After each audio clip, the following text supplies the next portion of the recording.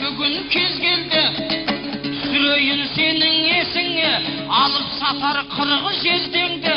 Парламенттен, сенаттан, депутаттық тараптан, осы біздің халықтың қай тұрмысы жөнделді, қай шаруасы өңделді.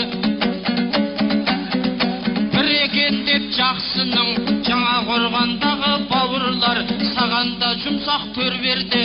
Сен айналып жүрмісің, шекесі қызған шеңберде. Құдай берген көкемізден соң, кәсіп қылған өзіңсің. Қалғыл отырып жемжеуді, жеген жылқыдай қалқада тұрып терлеуді. Депутат болсаң бола бер, сахнадан бірақ безбенді. Елді ұмытпаймын десең, аяз би салған жолгеңді. Сол жолды сенде ұстанып, босағаңа іліп қой бұрынғы жыртық жейдеңді. Ай-ай-ай.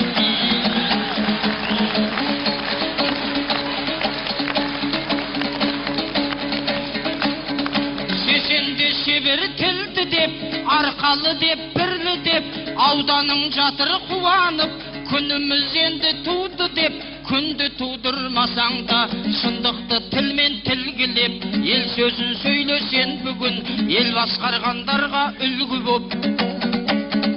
Отырған жоқ мен саған, теңіздің түбін ұңғы деп, ұңғы демекші әбеке, Каспийдің түбін бұрғылап, сұрық десік ұңғылап.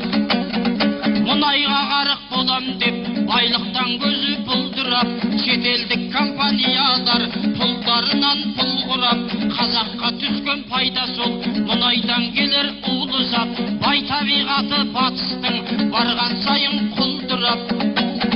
Ұңғылардан аққан мұнайдан ластанып жатыр теңіздің, қалжыра берден қарт Каспий кимесін арал кебіннің. Осы бастан ойлайық өлкеміздің өмірін, шетелдіктер өңмеңдеп өлмеуін ғана тілеп жүр, өздерінің өгізін қайтсыздыққа басамыз.